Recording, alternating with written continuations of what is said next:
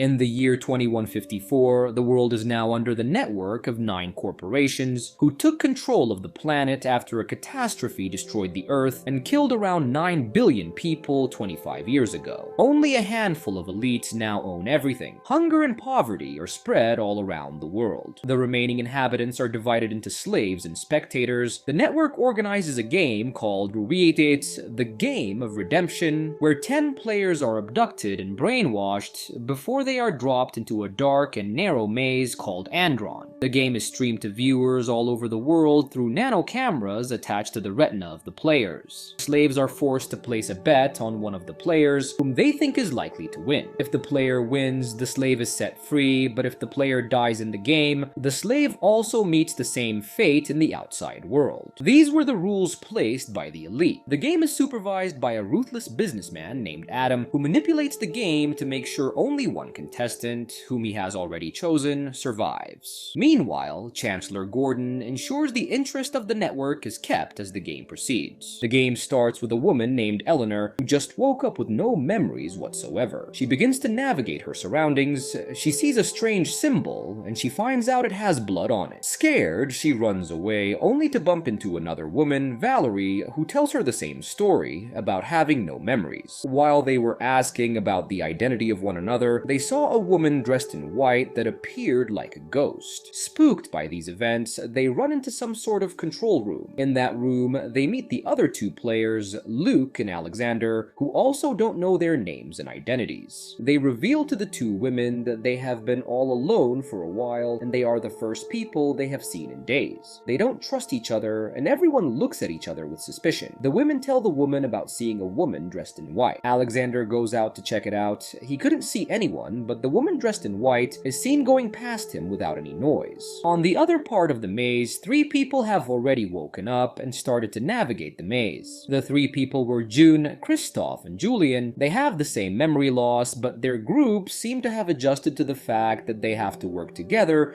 if they are going to survive. They found a couple of flashlights and began canvassing the maze. They realized the maze is some warehouse with different machines. Alexander, on the other hand, sees the partition of the maze close. Eleanor sees a symbol similar to the one she saw when she woke up, but before she says anything, Alexander, who freaked out by what he saw, comes back to his group and asks them to leave the place. They go up the stairs to find a room with lockers, and inside are 2 other players, Anita and Fly. Anita is lying on the ground while Fly is acting like a crazy guy. When Fly comes down and rests, the group decides to go and get Anita. After they go inside, Fly wakes up and attacks them. He beats the 2 men up, but Valerie knocks him out using a steel pole. They restrain him and tend to Anita, who seems to be unconscious. Julian's group, however, is faced with another threat. After entering another wide room, they find someone covered in a hoodie beating up another person. They quickly rush to escape the scary person and enter another room after struggling to open it the first time. Adam, on the other hand, is seen enjoying this cat and mouse chase. Anita is now conscious and she can now speak. She also has the same story as the rest of the group. She tells them they all have selective amnesia since all of them haven't forgotten their basic functions. After she gets a change of clothes, Anita, Alexander, and Valerie go to find a way out while Eleanor and Luke look after Fly, who is now conscious. Luke, who was angry at Fly for attacking them, was about to strike with a medal, but Eleanor stopped him, telling him that he might know something. Meanwhile, Alexander and Valerie discovered the strange symbol again. While they were staring at it, Anita was separated from her group by a partition. The woman in white appears and chases her into another room. Alexander and Valerie went after her, trying to find another way to get to her, but they also ended up in another room.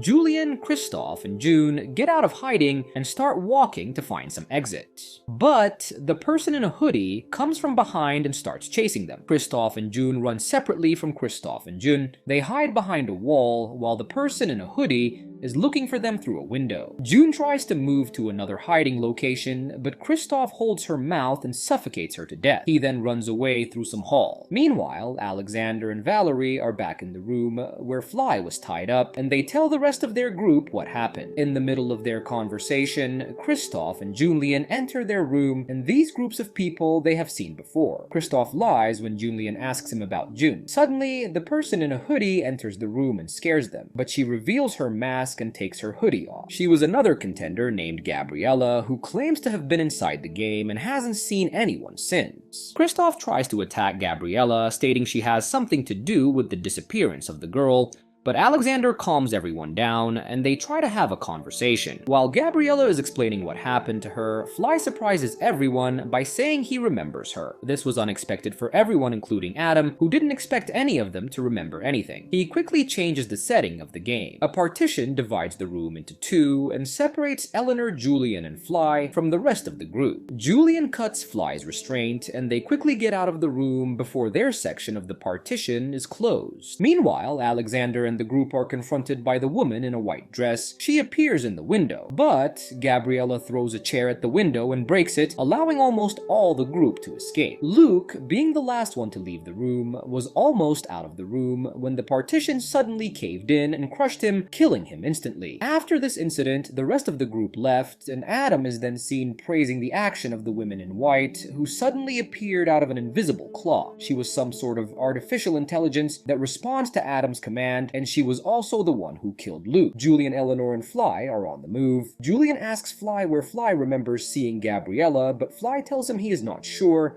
and it is just some feeling. Julian notices the strange symbol and stays behind to view it closer. He puts his arm inside the symbol and something three-dimensionally prints a laser gun on his arm, and the symbol opens into a passage. Meanwhile, Eleanor and Fly are walking towards an unauthorized area they are not supposed to access. They were suddenly attacked by armed men. Fly put up a good fight, but was outnumbered. While the armed men were on top of him, Julian used his new laser-printed machine to release an electric charge and neutralize them. He then leads Julian and Fly through the new passage. Alexander, Valerie, and Kristoff have sat in some room and begin to notice a strange symbol on their body. They all have different tattoos on the back of their neck. After seeing their curiosity about the tattoo, Adam triggers their memories to give them something to think about. Julian, Eleanor, and Fly have also taken a rest. Julian has gotten suspicious about the program from the way the armed men attacked them. He suspects the men were waiting for them and tries to search for cameras and microphones. But he didn't find anything. Adam's triggers have begun taking effect, and both Fly and Eleanor remember something. Adam remembers being a soldier and having fought in the siege of Malta in 1565, while Eleanor remembers her last memory to be on June 25 in the year 2154. Julian doesn't believe both of them. Instead, he argues that the present year is 2016. Eleanor was correct. She was the one that accurately remembered their timeline. This was unexpected for Adam. He quickly calls his assistant, Adora, to tell her that a neural anomaly is present and orders her to find out about it. The next scene takes us away from the game. Chancellor Gordon is seen in a conversation with a slave serving him drinks. The Chancellor has a special interest in this girl. This was unusual for a person in his position, since elites don't interact with slaves. Back at the maze, Anita, who is now chained to a medal, is being tortured and interrogated by Adam. It is revealed that Anita used to work for the network and she was in charge of security. Adam asks her how she tampered with the system. He believes that she was the one behind the mixed up memories of the contestants. She refuses to answer, and he orders the armed men, who are the same men that attacked Eleanor and Fly, to continue torturing her. Alexander and his group arrive at a room with a strange symbol on the wall. They try to match it to anyone among themselves,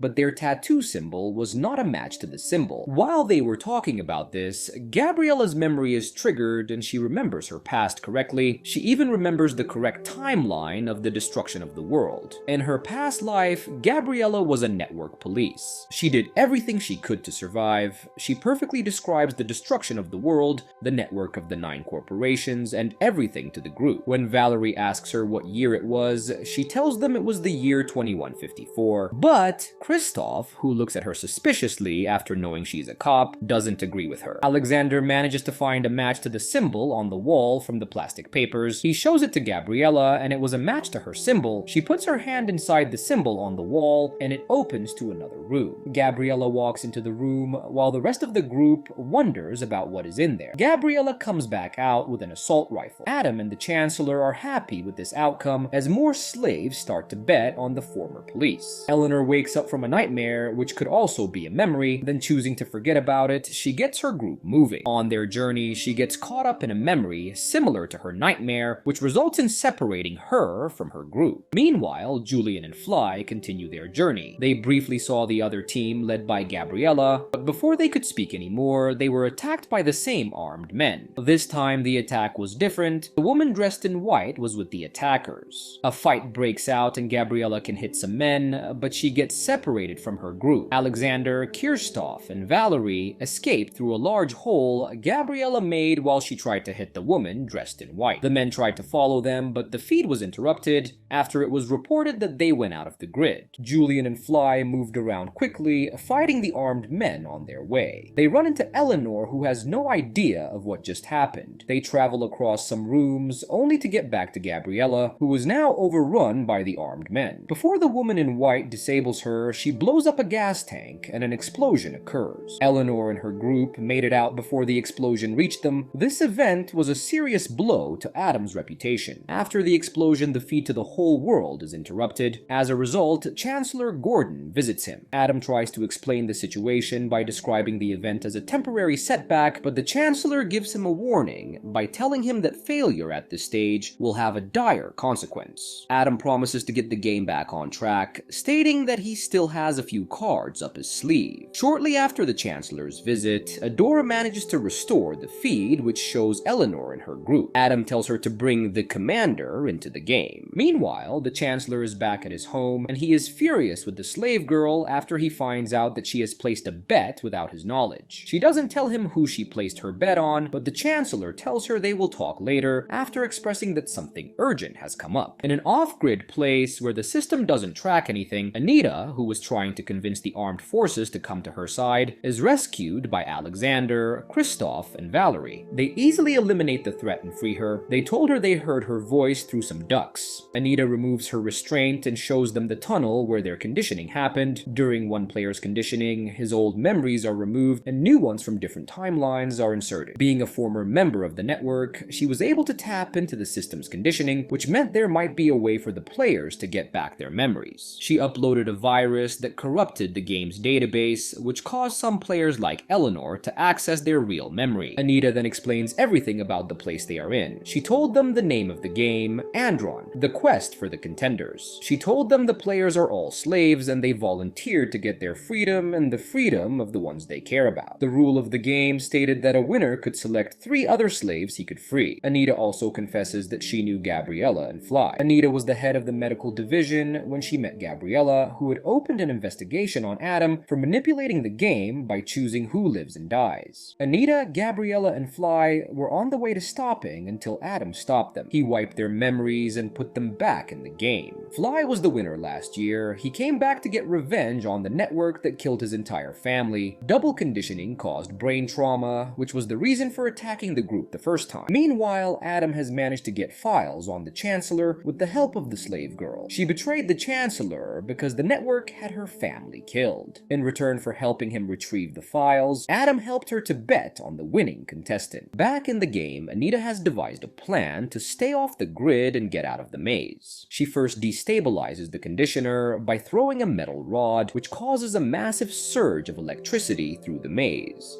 Then she tells the group she plans on using the files on her neurochip to expose the treachery of Adam. She reveals to them the network was behind the catastrophe that destroyed the world. The group agrees with her and they decide to help her get the information out to the world. But Anita warns them about getting attacked on the way out since they will eventually appear on the grid. As soon as they crossed into the grid, they met with Eleanor, Julian, and Fly. Ever since the burst of electricity passed through the maze, Fly has started to remember things. This time, he immediately recognizes Anita as a doctor. Anita encourages this event and keeps leading the group. Adam, who had already plans for the group, sends his first wave of attack on the group. Julian, Kristoff, and Fly fight well and defeat this group relatively easily, and they continue their journey. Next, they face the Commander. The Commander was a strong adversary. He was different from the attackers. Every punch he threw contained some sort of red beam. He nearly beats all three men and defeats them,